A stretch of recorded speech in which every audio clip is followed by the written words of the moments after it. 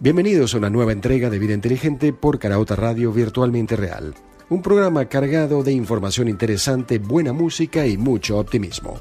En los controles y la edición está Yelima Acevedo, en la producción Naomi La Cruz, en la gerencia de producción Mirla Castellanos y al frente de esta hora de Vida Inteligente, quien tiene el gusto de acompañarles, Adrián Barros.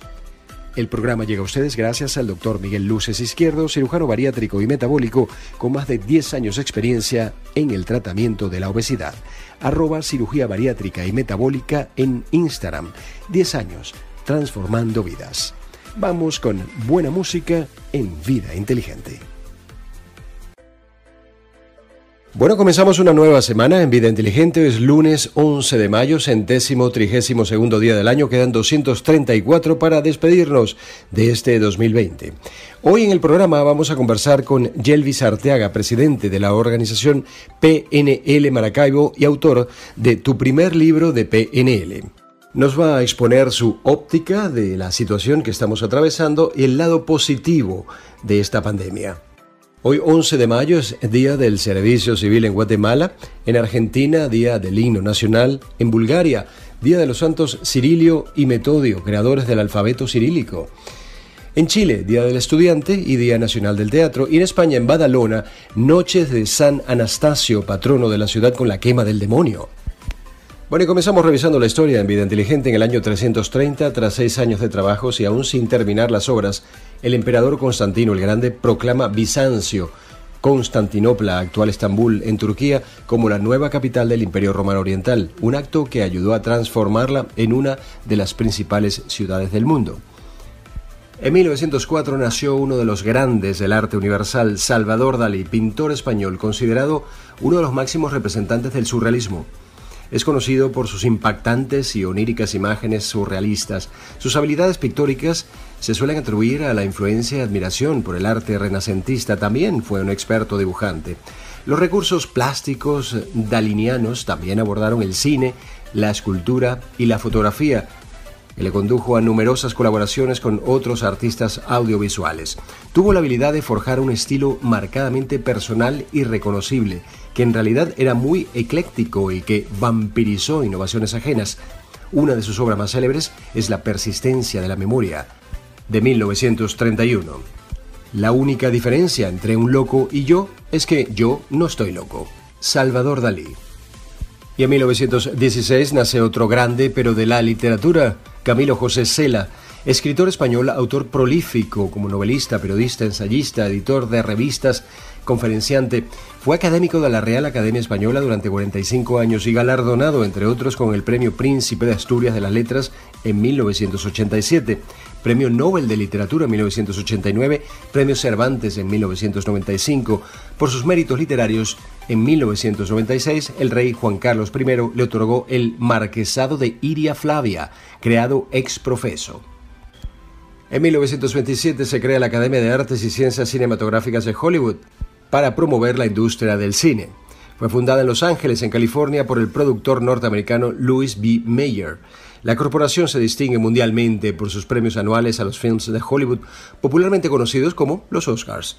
En la Academia están representadas las 14 ramas de la industria cinematográfica, desde actores y directores hasta productores y guionistas, y que ahora también tiene un apartado para Netflix. Por cierto que no le ha ido muy bien, porque de las 24 nominaciones Netflix se ha llevado tan solo las que más o menos se daban por seguras. Oscar a Mejor Actriz de Reparto a Laura Dern por Historias de un Matrimonio, una interpretación que le ha valido una buena cantidad de premios, entre ellos un BAFTA y un Globo de Oro. Y por otra parte, American Factory como Mejor Documental, primera película en surgir del acuerdo de producción entre la productora y Barack y Michelle Obama. Esto es Vida Inteligente. Recuerden seguirnos por nuestras redes sociales, @Caraota Radio en Instagram, Twitter y Facebook, @Adrián Barros es mi Instagram. Somos www.caraotaradio.net y también estamos en nuestro canal en YouTube, Caraota Radio. Continuamos revisando la historia en Vida Inteligente. En 1927, en Francia, fallece el pintor español Juan Gris. Su nombre real era José Victoriano González Pérez, pintor español que desarrolló su actividad principalmente en París como uno de los maestros del cubismo. Al igual que otros cubistas y que el arte moderno en general, Juan Gris tuvo escaso predicamento en los circuitos culturales españoles mientras vivió. Todavía décadas después de su muerte, su producción tenía escasa presencia en los museos públicos. A partir de la década de los 80, diversos museos y colecciones emprendieron la adquisición de pinturas suyas, gracias a lo cual actualmente existen varios conjuntos importantes de su obra. Un día como hoy, en 1960, agentes de Israel secuestran en Argentina al oficial nazi Adolf Eichmann. Eichmann fue organizador de la maquinaria que llevaría a la muerte a millones de judíos prisioneros de guerra e integrantes de minorías de la Europa ocupada. Con la complicidad de las autoridades argentinas, logra huir de su condena en Alemania y establecerse a las afueras de Buenos Aires bajo el alias de Ricardo Klement. El Servicio Secreto de Israel organiza la Operación Garibaldi para capturarlo y juzgarlo en territorio judío. El 11 de mayo de 1960, un comando judío lo intercepta cuando regresaba de su trabajo en la planta Mercedes-Benz. Es drogado y trasladado al aeropuerto de Ezeiza, en donde aborda el avión de una delegación deportiva de Israel que visita Argentina. Los guardias de la aduana no sospechan de aquel hombre, que es reportado como enfermo para justificar su estado de inconsciencia. Cuando se conoce la noticia del secuestro de Eichmann, el gobierno argentino eleva una protesta ante la ONU, pero para ese momento ha comenzado ya el proceso en la capital hebrea. Eichmann es condenado a muerte por delitos de genocidio el 15 de diciembre de 1961 y ejecutado el 1 de junio de 1962. Y en 1981 muere el gran Bob Marley, cantante, guitarrista y compositor de reggae originario de Jamaica. Nació el 6 de febrero de 1945 en Roden Hall, St. Anne, y falleció el 11 de mayo de 1981. Su verdadero nombre era Robert Nesta Marley. En 1961, mientras trabajaba como soldador en Kingston, formó su primer grupo musical, The Rude Boys, conocido luego como The Wailers. Sus primeras canciones eran una mezcla de calipso y soul. A finales de los 60 empieza a hacerse famoso como cantante de música reggae, mezcla de ritmos folclóricos jamaiquinos, rock, rhythm and blues and soul. En 1967 renegó del cristianismo para abrazar la religión Rastafari, un movimiento político-religioso caribeño que debe su nombre a Ras Tafari, es decir, el emperador Haile Selassie de Etiopía, quien proclamaba que los habitantes de las Indias Occidentales procedían de Etiopía y allí volverían. En 1997, un 11 de mayo, el supercomputador IBM Deep Blue le ganó una partida de ajedrez a Garry Kasparov. En un singular torneo de ajedrez celebrado en Nueva York, el superordenador de IBM hace historia al ser la primera máquina en derrotar a un campeón del mundo en ajedrez. Garry Kasparov, considerado el mejor jugador de todos los tiempos, acepta su derrota después de 19 movimientos en el sexto juego del torneo, convirtiéndose este en el primer encuentro profesional que el maestro del ajedrez perdía. Continuamos con Vida Inteligente. Avispones asesinos, 4 datos de estos temibles insectos. Recientemente ha circulado información sobre la llegada a Estados Unidos de un peligroso insecto conocido como el avispón asesino, un animal procedente de Asia que está causando alarma entre la población. Su nombre verdadero es avispón asiático gigante. Con una longitud que alcanza los 5 centímetros, el avispón asiático gigante es la especie de avispón más grande del mundo. Su característica más notoria son sus rayas anaranjadas y negras, similares a las de un tigre. Su nombre es Vespa mandarinia. Según informa el Departamento de Agricultura del estado de Washington, forman grandes colonias que generalmente anidan en el suelo. Otra característica es que pueden matar humanos, pero no tan fácil como se cree. De acuerdo con información suministrada al New York Times por el investigador Junichi Takahashi de la Universidad de Kyoto en Japón, la comunidad científica apodó a estos insectos avispones asesinos porque suelen atacar en grupo, y su veneno a través de múltiples picaduras es lo suficientemente letal como para causarle la muerte a un ser humano. Sin embargo, solo atacan a los humanos cuando se sienten amenazados. Si bien un pinchazo no es mortal, pues causa considerablemente más dolor que una picadura normal de abeja o de avispón. Incluso el aguijón del avispón asesino, con poco más de medio centímetro de largo, puede llegar a romper un traje de apicultura. Pero sus principales víctimas son las abejas melíferas, la presa favorita del avispón asesino, o abeja doméstica, Apis mellifera. Utiliza sus largas mandíbulas para arrancarle la cabeza y luego lleva el resto del cuerpo a su nido para alimentar a sus crías. Se necesitan tan solo unos cuantos avispones y pocas horas para exterminar por completo a una colmena entera de abejas. Científicos y apicultores trabajan duro para evitar su propagación en Estados Unidos, dado que sus principales víctimas son las abejas. Los apicultores, los entomólogos y otros científicos están preocupados por las devastadoras consecuencias que su invasión podría tener sobre la población ya decreciente de abejas. Para evitar que ocurra esto, intentan localizar avispones asesinos, rastrearlos y destruir sus nidos lo más rápido posible. Incluso están estudiando la opción de usar imágenes térmicas para dar con ellos y destruirlos. Esto es Vida Inteligente. Es momento de hablar del Dr. Miguel Luces Izquierdo, cirujano bariátrico y metabólico con más de 10 años de experiencia en el tratamiento de la obesidad y sus enfermedades asociadas.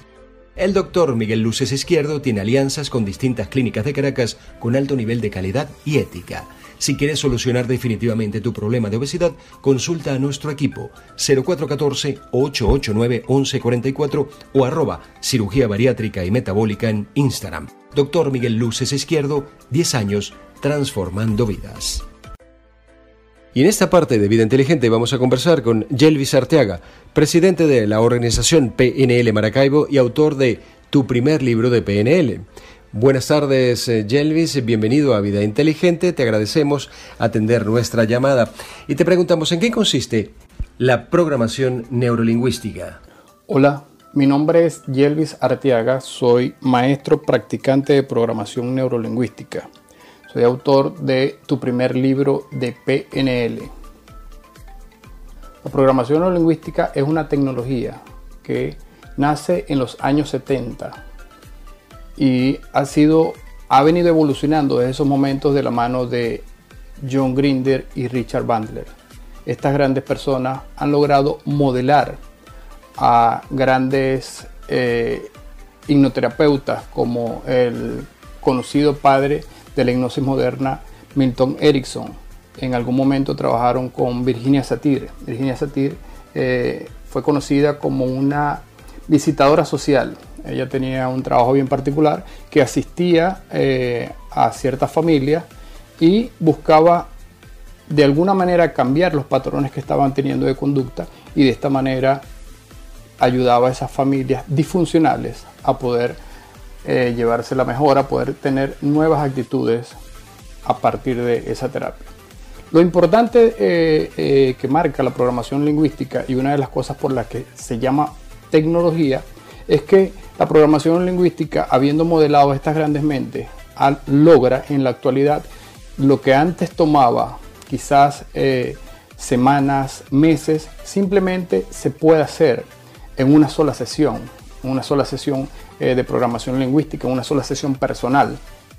Incluso lo podemos hacer con un poquito más de desafío en seminarios, llámese seminarios de 20, 40, 50 personas y hasta números mayores, cuando nosotros en algún momento tenemos a esos clientes participando y haciendo una cantidad de ejercicios para que al final de ese tiempo que se toman las prácticas, estas personas puedan salir de esos seminarios o salir de esas sesiones teniendo un nuevo programa mental, nuevo, rompiendo esas barreras que de alguna forma tenían, esas limitaciones que podían tener, o nosotros también lo llamamos autosabotaje, y de que de esa manera la persona comience a hacer lo que realmente sí quería hacer, romper barreras, transformarse básicamente.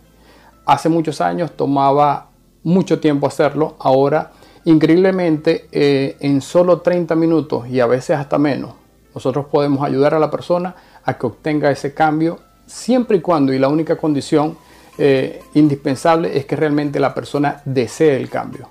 Algunos dicen que hay un patrón cultural en Venezuela que establece la negación como norma. Siendo esto realidad, ¿cómo podríamos desde jóvenes cambiar esos patrones para convertirnos en unos adultos exitosos? Sabemos que el patrón cultural de Venezuela es establecer la negación como norma.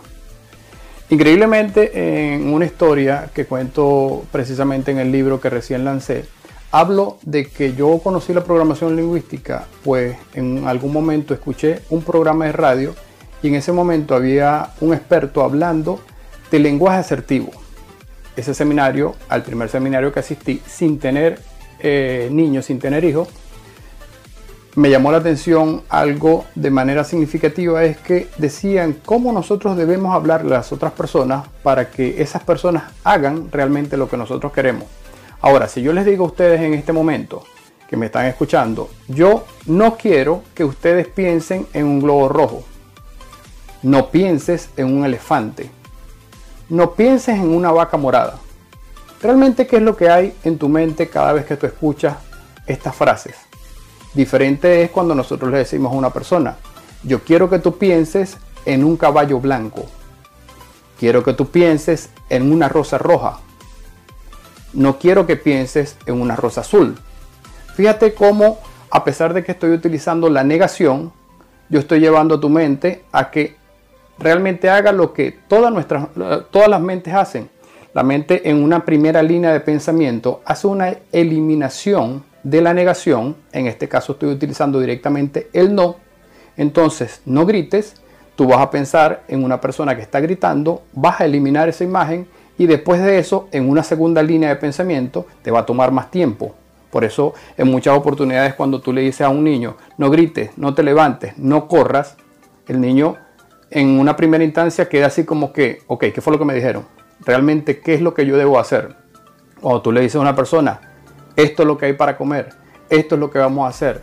O aquella frase bien chévere, cuando tú le dices, en vez de decirle a tu pareja: no vayas a olvidar el pan, tú dices: esta tarde pasas por la panadería y compras tal pan o tal cosa. La información que tú estás enviando al cerebro es una información que es mucho más fácil de codificar, mucho más fácil de recordar, y así el lenguaje que vas a utilizar es asertivo. Hablar con el no simplemente hace que el cerebro utilice más de su energía y, lógicamente, el cerebro siempre va a buscar utilizar la mayor cantidad de energía para hacer las tareas de una forma más fácil. Seamos asertivos, digamos precisamente qué es lo que sí queremos que la persona haga cuando se trata de órdenes.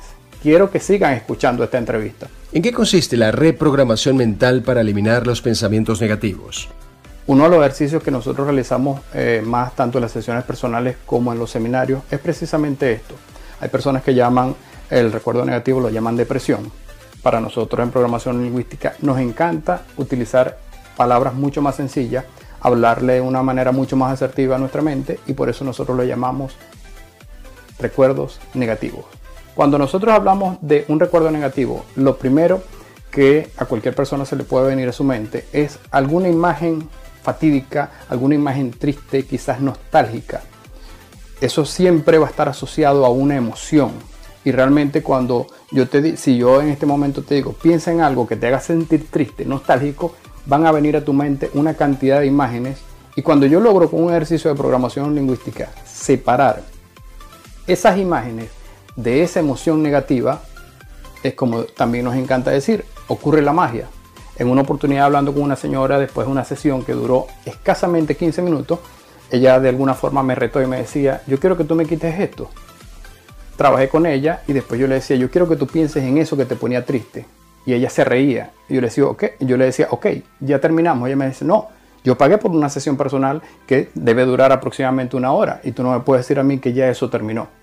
Y yo le volví a decir: yo quiero que pienses en eso que hace unos minutos atrás te hizo llorar, que te sacó una lágrima, eso que te ponía triste. Y ella se reía y en su cabeza, de manera consciente, en ningún momento podía entender de que ya esa emoción estaba separada de las imágenes que quizás pueden hasta estar allí. Tú puedes recordar algo que anteriormente te ponía triste y de repente tú ves algo relacionado a eso y ahora dices: wow, ¿qué está pasando? Porque ahora me siento diferente. Precisamente es eso. Es un divorcio, de alguna forma, de eso que nos mantiene a nosotros atados. Cuando una persona está anclada a una sensación negativa, una persona está anclada a una imagen, a un recuerdo, lo primordial es, de alguna forma, romper ese esquema que tiene mental y hacer de que la persona comience a pensar de forma diferente, comience a pensar con propósito y le dé mucho más sentido a su vida, en vez de estar recordando cosas que la ponían triste, la ponían nostálgica, la hace sentir mal. ¿Cómo podremos lograr el brain use en tiempos de cuarentena? El brain use realmente ninguna separación hace si está en cuarentena, si está en Navidad, si está en vacaciones. Siempre va a estar allí. El brain juice, simplemente haciendo la traducción al español, son jugos mentales. De alguna forma pudiéramos estar hablando de neuroexcitantes o neuroinhibidores. Lo primordial, lógicamente, y lo que nos encanta sentir son los neuroexcitantes. Cuando nosotros estamos alegres por algo, nuestro cerebro está segregando neuroexcitantes. Estamos sintiéndonos de alguna forma alegres, eufóricos, contentos por algo. Y lo contrario es cuando nosotros tenemos de repente alguna fobia, tenemos algún miedo a algo, tenemos una situación que es poco cómoda para nosotros. En ese momento incluso pueden esos neuroinhibidores paralizarnos y evitar de que nosotros logremos algo, sabotearnos a que nosotros logremos algo. Una forma muy sencilla de que nosotros logremos disparar o acostumbremos a nuestro cuerpo, a nuestro cerebro, a que automáticamente esté lanzando más neuroexcitantes de esos jugos cerebrales, es haciendo cosas que realmente nos gusten hacer. Hay personas a veces que se enfocan en qué debe dejar de hacer, cómo hago yo para olvidarme de aquello, cuando es mucho más sencillo que tú simplemente te traces un plan y comiences a trabajar en eso, tomes acción, utilices esa motivación, esa gasolina que de alguna forma nos gusta también llamarlo, para que tú simplemente te muevas. La motivación es eso que te hace moverte e ir por más.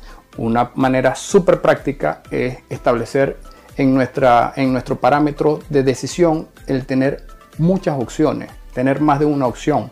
Por allí hablo del tema neuroplasticidad y para mí el concepto más sencillo que me gusta dar, del que me gusta hablar, es que neuroplasticidad es simplemente ponte en cada punta de un dedo una opción cuando necesites tomar alguna decisión. Evalúa cualquiera de ellas. Estoy seguro que siempre vas a irte por la mejor. Y allí estarás más contento, estarás más feliz y simplemente lograrás mucho más de lo que habías logrado antes. ¿Qué recomendación entonces nos harías para estos tiempos de pandemia y cuarentena? Mira, básicamente, más allá de hacer una recomendación, es que seamos congruentes en lo que nosotros queremos hacer. La congruencia es algo muy sencillo, que es alinear nuestros pensamientos con nuestras acciones. Si nosotros durante todo este tiempo que estamos en cuarentena vamos a estar simplemente metidos en casa esperando que las cosas pasen como por arte de magia y en ningún momento moviendo un dedo, estamos en una parte de la población. Ahora bien, ¿qué pasa con esas personas que, a diferencia de estar igualmente en casa, están aprovechando? Y hay cualquier cantidad de personas, es increíble la cantidad de material, tanto digital como impreso, en diferentes redes sociales, los contenidos que se están generando en estos días. Esas personas, a diferencia de aquel que simplemente se sienta a esperar qué ocurre, están generando mucha actividad, están utilizando su neuroplasticidad precisamente para hacer las cosas de una nueva manera. Está muy trillado el tema de que la vida cambió, la situación cambió, que vamos a volver a la normalidad. ¿Cuál normalidad? Venezuela es un país que particularmente de normalidad poco tiene. Y han triunfado y seguirán triunfando y seguiremos triunfando las personas que, buscando esa neuroplasticidad, nos vayamos adaptando a cada una de estas situaciones que se vayan a ir presentando. Cuando tú, ayer hablaba con otra persona en la radio y le decía, cuando tú decidiste comenzar a hacer estas entrevistas que anteriormente las hacías directamente en cabina con tu invitado y empezaste a hacerlas por un live, utilizaste neuroplasticidad y empezaste a mantener la conexión que ya tenías con tu público, ahora de una nueva manera. Tienes quizás hasta gente nueva que está más hacia la era digital. ¿Qué pasa con aquellas personas que están ancladas en situaciones o que están de alguna forma encajonadas en que la única manera de hacer las cosas era con una opción? Esas personas de alguna forma van a sentir una frustración. Esas personas se van a sentir de que simplemente es como agarrar y sacar un pez de la pecera. ¿Cómo se siente? Ahora bien, si nosotros en nuestra mente simplemente empezamos a generar las diferentes actividades que podemos hacer, también algo que se ha visto mucho, las empresas están realizando despachos por delivery. En Venezuela poco se veía eso. Tú vas a Estados Unidos y ves que hay muchas empresas que están haciendo este tipo de despachos en autos, en países como España, en Europa, incluso tú ves motorizados, ves gente en bicicleta también, porque la dinámica o la distribución demográfica se presta para eso. Aquí en Venezuela ahorita se está viendo eso, ya están empezando a hacer unos bolsitos bien chéveres que son conservadores de temperatura, que permiten que la comida llegue en los mejores estados, y también lo están haciendo otro tipo de empresas, tiendas de ferretería, tiendas de juguetes, diferentes comercios que simplemente se están amoldando a la situación actual país, y que eso le permite mantenerse activos. ¿Qué pasa? Vamos a hablar en este caso de los niños. Los niños que los tenemos en casa y permitimos que estén disfrutando de diferentes contenidos que las empresas de cable o empresas de internet han liberado precisamente para tener a esos chicos que quizás sean los que a los padres lo tienen así como que wow, o sea, en ningún momento estaba acostumbrado a esto, o era muy fácil irse al trabajo, y ahora tienen la necesidad, yo lo diría honor, de tener a los hijos allí en casa y ser ellos mismos quienes se preocupen y se ocupen de la educación de los niños. ¿Qué pasa? ¿Quién está realmente más entrenado para educar a tu hijo? ¿Quién sabe cómo realmente quieres que ese niño esté educado? Cuando tú te sientas con ese niño y compartes y realmente le brindas tiempo de calidad, estás haciendo dos cosas a la vez. Y eso también es una oportunidad grandísima que te está brindando todo este tiempo, que algunos lo llaman confinamiento, otros lo hemos llamado oportunidades. Tu primer libro de PNL ya está disponible en Amazon. Desde el día 7 está ya disponible en la plataforma. Tú puedes obtener ese libro tanto como un ebook como de manera física. Para Venezuela está estimado que a finales de mayo sea cuando llegue el primer lote de libro. De hecho, ya hace unos días tuvimos una gran alegría cuando recibimos un correo que nos habían adelantado 12 días de la entrega, así que el tiempo estimado es antes de que finalice mayo. ¿Qué vas a conseguir en ese libro? En ese libro vas a conseguir de una manera bastante sencilla, bastante amena, historias de 6 años por el que desde que conocí la programación lingüística, cómo me entrené. Eso te va a ayudar a conocer cómo aplicar tú la programación lingüística, y es algo que me parece sumamente importante, y por eso lo voy a decir acá. Poco hace falta que tú tengas los conceptos de muchas cosas, en este caso el concepto de programación lingüística como tal, para que tú la puedas aplicar. Hay personas que todavía, después de años de haber asistido a seminarios o a sesiones personales, yo le pregunto, ¿qué es programación lingüística? Y de manera muy satisfactoria, tanto para el cliente como para mí, me dicen, es algo mágico, Yelvis. Simplemente me cambió la vida y me permitió darme cuenta que estaba haciendo algo que para nada me funcionaba, y mi trabajo como practicante de programación lingüística es cambiar esos programas mentales y que la persona a partir de ahora comience a hacer las cosas de manera diferente. Ya he recibido muy buenos comentarios de las personas que han estado leyendo el libro. Obviamente muy emocionada tanto esas personas, algunas me han escrito y me han pasado notas de voz a manera ya de chiste, porque hay cosas que están de una manera bastante amena allí en el libro, y evidentemente tú también tienes la oportunidad de tenerlo, ya sea de manera física o ebook. ¿Dónde conseguirlo? En amazon.com, tu primer libro de programación lingüística o tu primer libro de PNL. Mis redes sociales, Yelvis se escribe con Y y con B pequeña, Yelvis PNL. Mi correo es yelvispnl@gmail.com. A la orden. Gracias, Yelvis Arteaga, presidente de la organización PNL Maracaibo, por participar y conversar con nosotros en Vida Inteligente. Con esto llegamos al final de Vida Inteligente. El programa llegó a ustedes gracias al Dr. Miguel Luces Izquierdo, cirujano bariátrico y metabólico, con más de 10 años en el tratamiento de la obesidad. @cirugía bariátrica y metabólica en Instagram. 10 años transformando vidas. Recuerden seguirnos en nuestras redes sociales, @Carauta Radio en Instagram, Twitter y Facebook, @Adrián Barros es mi Instagram, somos a www.carautaradio.net. Transmitiendo para todos ustedes en caraotaradio.net, Caraota al aire y Caraota Digital. En los controles y la edición, J. Lima Acevedo, en la producción Naomi La Cruz, gerencia de producción Mila Castellanos, y al frente de esta hora de Vida Inteligente, quien tuvo el gusto de acompañarles, Adrián Barros. Nos vemos aquí mañana. Cuídense mucho.